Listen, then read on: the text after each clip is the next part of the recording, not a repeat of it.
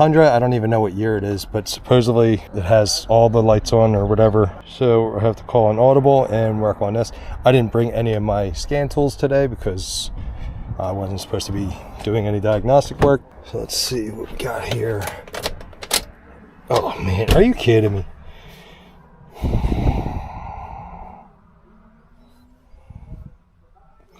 Battery's dead.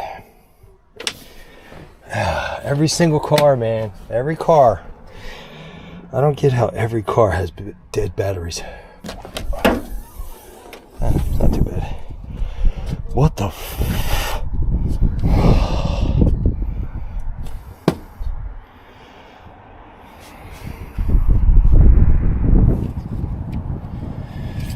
That battery looks pretty new too. And this is wonderful. I wonder if that still has the paint on it.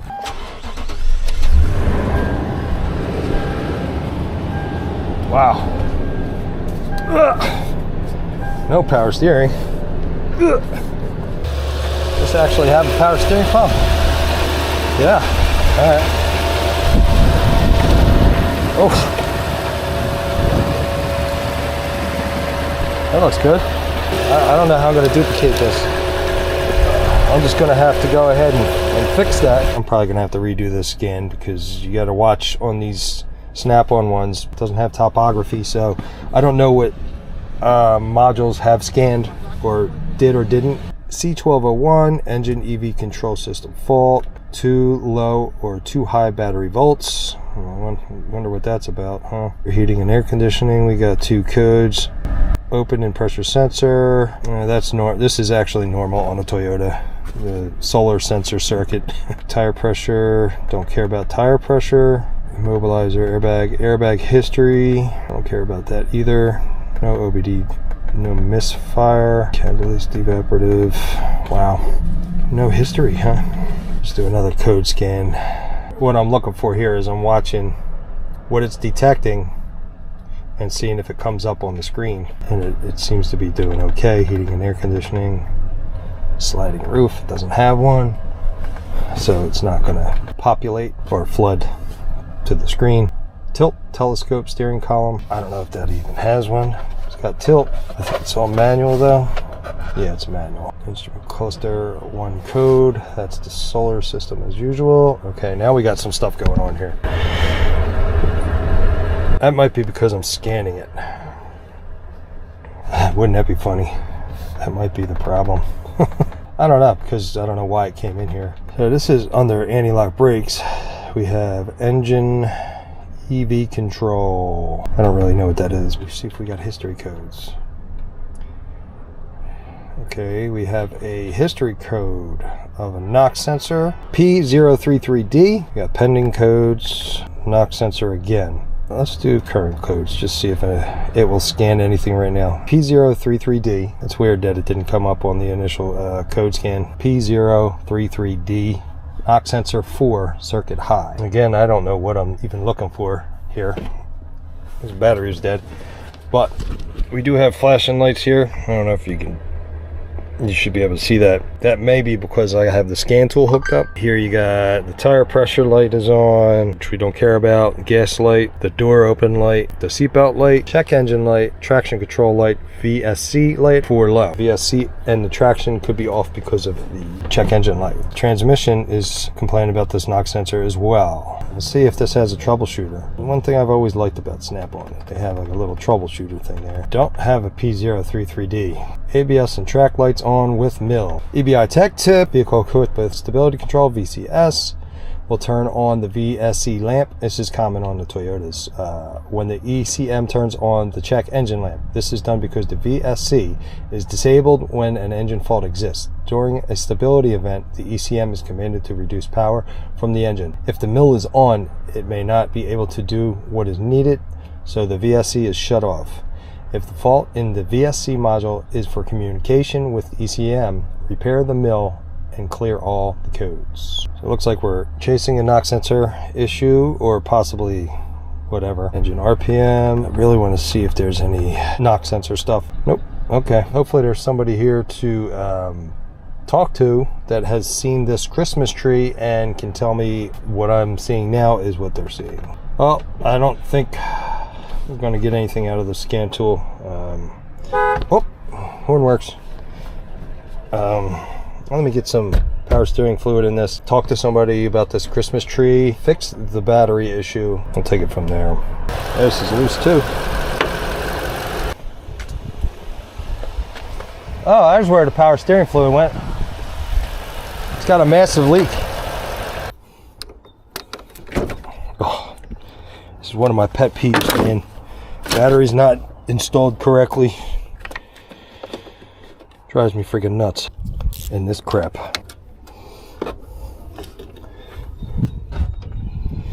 See, this wasn't even making good connection there. Surprised it ran at all. Not surprised it's dead. Supposedly the guy that owns this is a mechanic. I'd be really curious to how long it was running like that. I'd be really curious to wonder if all the problems started right around that time. Anybody who does this kind of work knows you never get the full story. Everybody just plays dumb. I don't know nothing. I don't know if it's because people are too embarrassed to admit that they don't know something, or they're messed up, or what it is. Oh, this thing's just, oh my god, bro. I don't like it. Yeah, you really shouldn't be beating on a battery. I'm trying to do it as lightly as possible. Universal ones are never universal. A lot of times what happens is you'll get it on, but if you tighten it too much, it will break the ears off. And that is fully seated. And it's already tight. So I don't really want to tighten it too much. So I at least want to get these ears in a little bit. This is not ideal, but it'll work.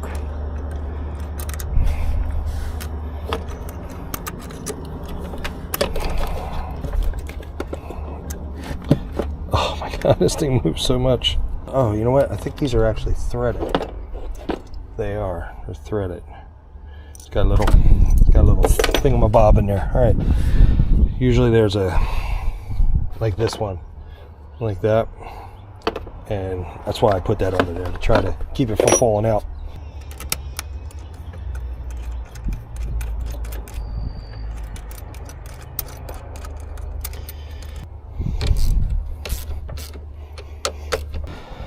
See, I don't know how, I mean, with this battery sliding around, man. Oh my god.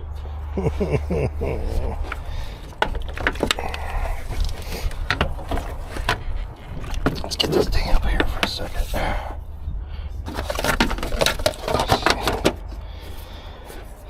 Just needs J-hooks, man. J-hook kit. That's good for that's always good to drop that like that. Works really good for the it's really healthy for the plates inside. Yeah, it's fully seated. I don't know if this will actually fit on there. Pretty close. I actually might zippy tie that because I don't want this hitting anything. And the same thing with ones that actually fit correctly. You don't have to crank these things down so tight that they're touching. It just needs to be tight. Tightening it like all the way down like that just can break the ears off of the terminal in there. Let's see if there's enough juice to start it back up. Nope.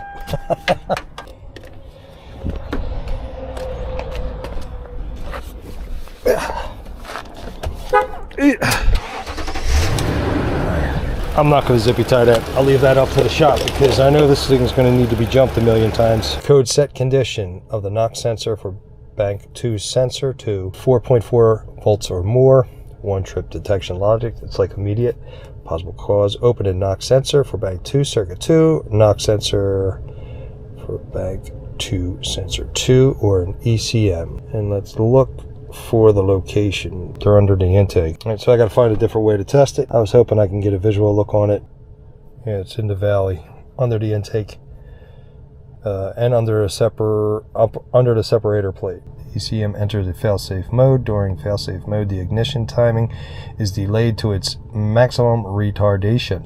Failsafe mode continues until the ignition switch is turned off. All right, I got my scope hooked up, nice and blurry screen as usual. But let's go over our connections here. Blue is sensor 1, bank 1. Red is sensor 2, bank 1. The green is bank 2, sensor 1, and this is bank 2, sensor 2. This is our suspected one. I have my scope set up here. I have everything on AC coupled. It's 200 millivolts on each channel, 50 millivolts per division, and I have a trigger set on a single rising edge of channel A at 50 millivolts. I will take this extension. Well, see, it's pretty sensitive. So me just moving the phone did that. I might have to put this up a little higher. Go 72, see if that does anything. So watch, I will hit the engine with this, right? And we see all the activity. Now we'll separate them. 200 millivolts on all the channels. Blue is present. We have a nice spike there. Blue is bank 1, sensor 1. Red, that's bank 2, sensor 1. 3, which is bank 2, sensor 1. And then here to 4 is dead. It's flatlined. And just to show that real quick, I'm going to turn these off. And there's nothing happening there. I'm going to set this to DC voltage, 5 volts per division. I'm going to turn off trigger. I don't need it. I'm going to cycle the key.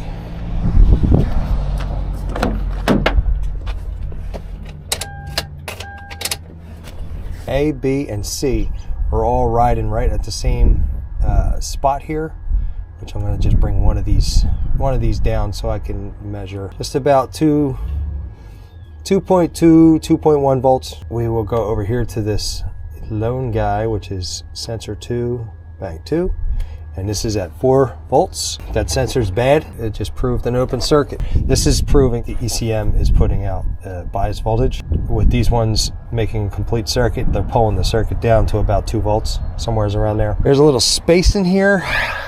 I might be able to get my camera in there just to kind of look around and see if I can find anything. I got my camera all the way in there, and right there is the top of the knock sensor. I can't really get to the connector to look at it because there's a piece of foam there. As far as the visual, that's as best I can do. All the wiring up to it is good. So, well, up to what I can get to is good. Coming out of the ECM, I don't have to worry about any of that. So it's going to need a knock sensor, which requires the intake manifold to be removed. And that's it for this one.